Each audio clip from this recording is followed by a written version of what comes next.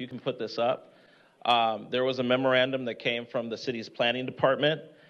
Council, I want you to know this is inexcusable. The planning department should be posting these as attachments when it comes down to an item like this, in which they are proposing a number of basically reforms regarding the Encanto area, and the public was not informed by it. This should be city policy. Planning department should be putting this on the website as attachments. And this came out last Thursday on the 28th, or Friday. So good afternoon, Council. My name is Shane Harris, the President of the People's Association. You can take that down, thank you. People's Association of Justice Advocates. Thank you to Councilmember Foster, D4 Chief of Staff Daniel Horton, and Chandra Clady, I don't know, I might chop that up a little bit, for bringing this item forth. Today, I'm here to stand in solidarity with the neighborhoods across the city of San Diego today and asking the council to proceed forward with approving item S507 today. I was informed that this morning that there was, I heard earlier from a resident at the beginning of the meeting who inserted this item to be a type of Trumpism, or Elon Muskism. Well, I'm not surprised that a latte liberal showed up to say something like that today. What is a latte liberal? Someone who tries to make logic and rational debate into making it into racism because you see things differently than someone. I'm here to say that these folks behind us today are not racist. They are hardworking taxpayers and good-hearted citizens who want to see their tax dollars work for them too.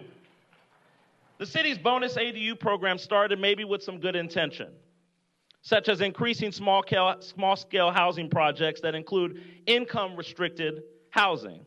But it carries even more unintended consequences, such as housing not being where amenities are claimed to be, such as catching public transit or visiting your local coffee shop. The state requires cities to allow one ADU and one JADU on a single-family property.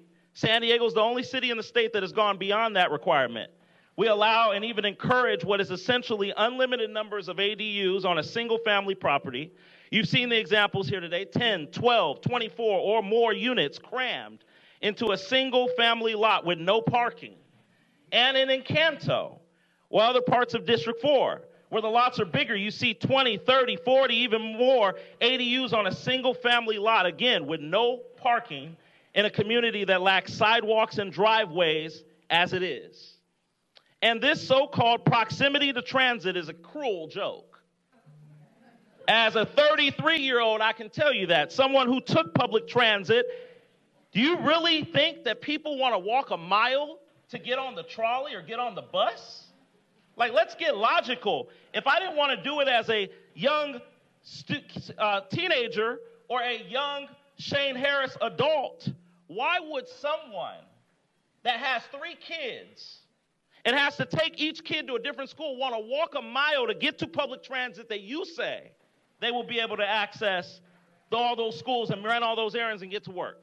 From Claremont to southeastern San Diego communities, from Pacific Beach to Mira Mesa, my belief about expanding more units and housing in any neighborhood is to first gather input from those very neighborhoods before going into them and just dumping on them and building on them because you think that it ought to happen.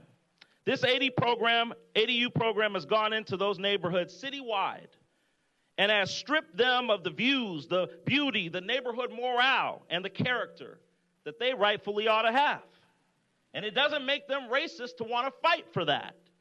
Finally, I'll add this. Any effort to make special rules, as noted in this planning department memo for Encanto, while allowing this program to destroy various other neighborhoods across our city, is nothing short of reverse classism and latte liberal elitism.